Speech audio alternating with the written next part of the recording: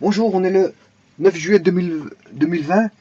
Je vous propose ici une vidéo qui va concerner donc l'anion qui est l'anion O, NO au moins. Voilà. Je vais étudier sa structure de Lewis. À ne pas confondre, c'est pas parce qu'il a 3 hydrogènes et un moins qui serait similaire au NO3-, loin de là. C'est parce qu'on a 3 oxygènes et de l'azote qui sont similaires, ils sont différents. Alors, je vais vous dire tout de suite que l'ion nitrate qui est ici, bon, quand il s'associe avec l'hydrogène, déjà il fait de l'acide nitrique. H+, plus NO3 moins, va donner de l'acide nitrique, HNO3. Ça, c'est l'acide nitrique. Ne pas confondre avec l'acide nitreux. Ça, c'est l'acide nitreux. Donc, le moins oxygéné, c'est le nitreux, et l'acide nitrique est le plus oxygéné. Voilà. Donc, le NO3 moins, ne pas confondre le NO au moins avec l'anion. C'est tous les deux des anions, mais c'est pas parce que ils sont composés d'oxygène et d'azote que bon, c'est les mêmes ions. Hein. Loin de là. Si on regarde bien NO3-, on a N. Voilà.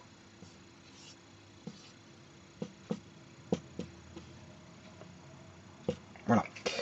Alors, les cases quantiques de l'azote, je peux aller voir sur Internet.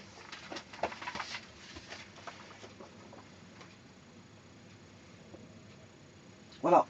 L'azote, c'est 2s2, 2p3.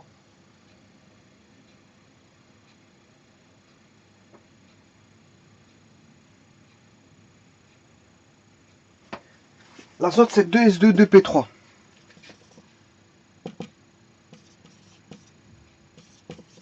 Bon, et l'oxygène, c'est presque... Ils sont juste à côté l'un de l'autre. Hein. 2s2, 2p4. Ouais, ils sont voisins. Ils sont voisins. Donc, il y a un seul électron qui diffère. Ils sont voisins. Voilà. L'azote et l'oxygène sont voisins. Donc, dans le tableau de Mendeleev, on a d'abord l'azote à gauche, puis l'oxygène. Ce qui veut dire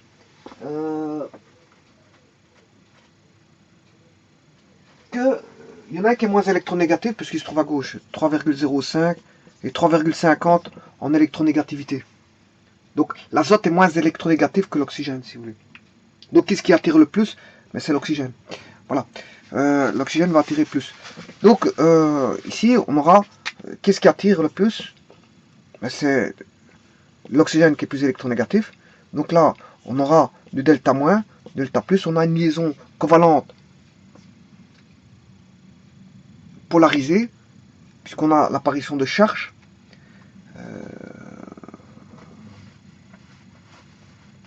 Et la différence, le delta qui, entre 3,50 moins 3,05, on est de l'ordre de, si j'ai bien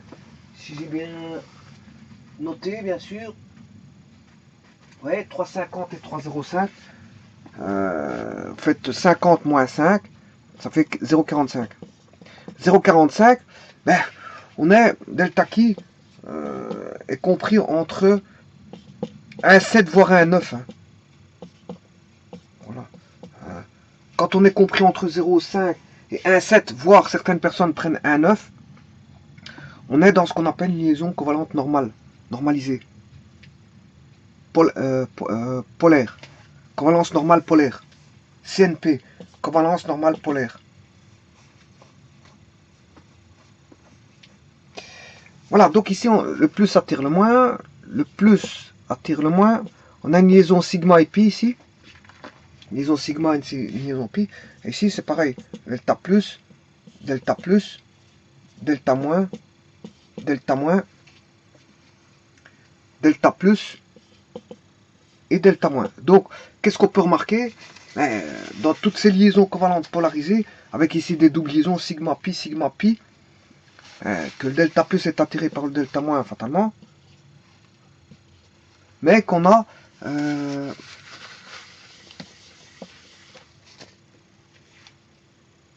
les tâches d'oxydation de l'azote fait 1, 2, 3, 4, 1, 2, 3, 4, 5 charges.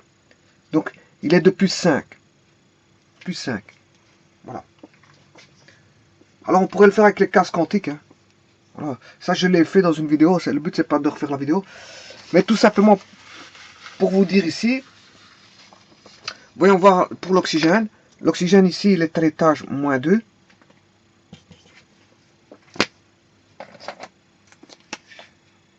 Une, 2, ce qui fait moins 2 pour celui-là. Celui-ci, il est à l'étage moins 2. Bon, pour voir les doublés, ben, on peut le faire avec les cases quantiques, mais ça a déjà été fait dans une vidéo. C'est pour ça que, bon, je ne le refais pas. Bon, ici, c'est pour voir par rapport au NO au moins, vous allez voir que c'est complètement différent. Là, on a moins 2, et là, on a moins 1. Il est à l'étage moins 1, mais avec une charge négative sur l'oxygène ici. Une charge négative parce que, voilà, il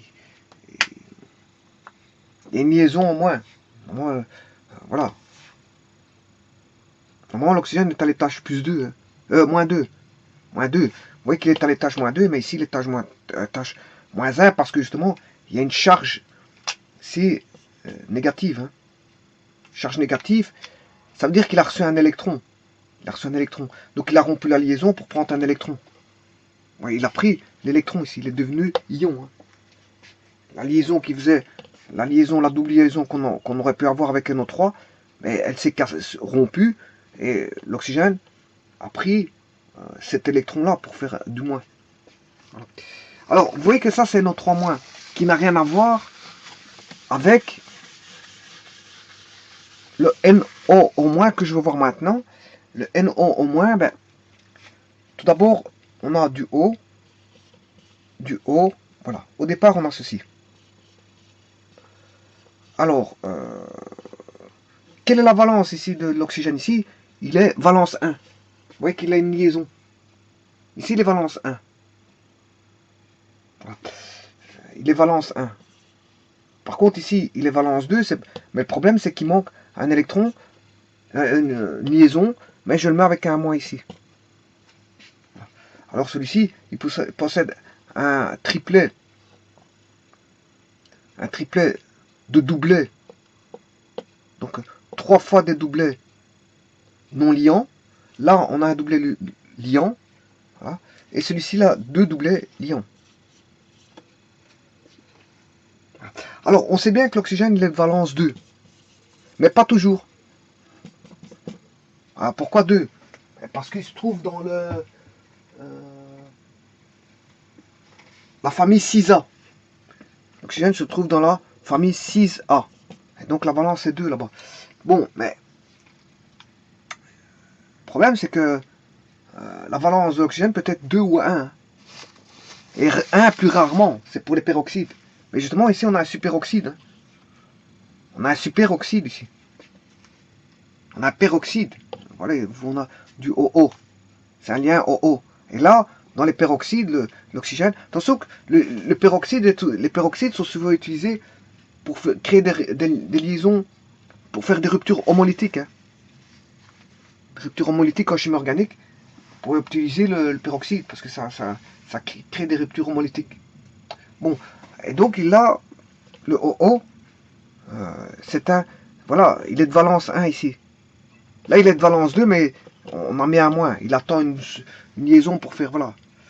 Alors, maintenant, pour faire le ONO-, eh bien, on va aller chercher l'azote. L'azote, le monoxyde d'azote. Alors, le monoxyde d'azote, on va lui rajouter du monoxyde d'azote. Et le monoxyde d'azote, je l'ai déjà fait dans une vidéo, ça donnait ceci. Voilà.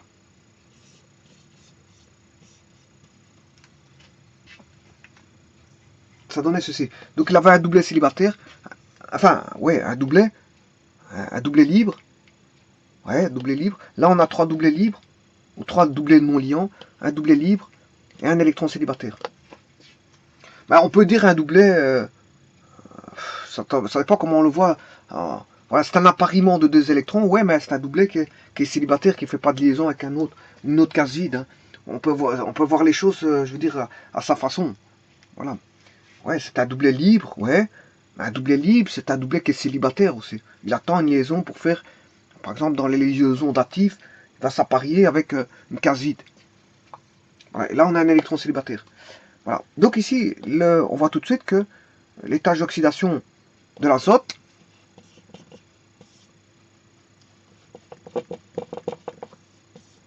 bon, et tâches d'oxydation, je pourrais le noter O. Ça se note soit comme ceci, soit comme celui-là. Bon, donc les tâches d'oxydation de l'azote, ou c'est la même chose que d'écrire les tâches d'oxydation de l'azote. Bon, que vous écrivez ça ou ça, c'est le même. On comprend étage d'oxydation de l'azote, étage d'oxydation de l'azote. Bon, mais l'étage d'oxydation de l'azote, ici fait, bien sûr, là, pour l'oxygène, c'est moins delta moins, delta moins. Là, on aura delta plus, mais il fait plus 2. Voilà. L'étage d'oxydation de l'azote, ici, il fait plus 2. Voilà, plus 2. Dans le cadre ici, quand il n'est pas encore lié, parce que maintenant, je vais lier. Bon, l'étage d'oxydation oxygène-oxygène, il fait 0, 0. C'est un lien de covalence pur. Hein. Là, on a un lien de covalence pur. Donc, il fait 0, 0. Voilà, 0, 0. Voilà. Maintenant, on va accrocher cette liaison-là.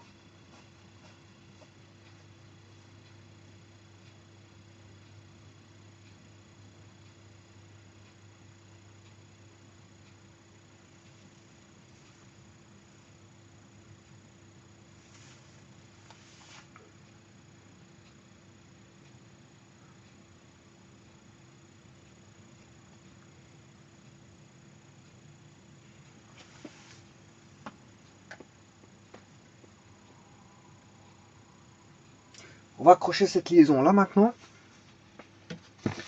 Et là, il est à l'étage plus 2. Hein. Ouais. Il est à l'étage plus 2.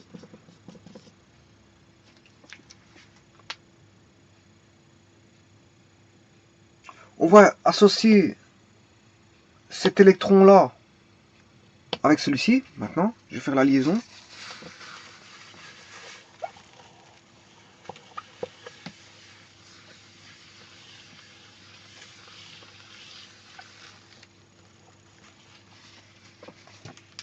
Maintenant, si je fais la liaison, ben,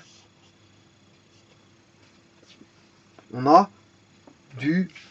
Là, l'azote, maintenant, il est à l'étage plus 3. L'azote est à l'étage plus 3. Et ici, l'oxygène est à l'étage moins 1. Parce que ici, ils sont à l'étage 0, 0. Donc là, on n'a pas moins 2. Hein. On a, comme il est à l'étage 0, c'est comme si vous voyez qu'une seule ici. Une seule, voilà, une seule charge. Donc là, l'oxygène ici est à l'étage moins 1.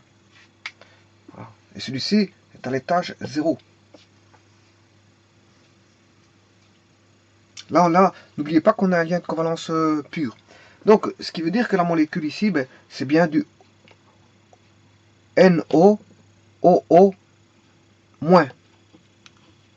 NO, OO moins. Ou, si vous voulez, du OONO moins. Voilà. Mais de toute façon, que vous l'écrivez comme ceci ou comme ceci, on sait bien que c'est différent du NO3 moins, tout simplement.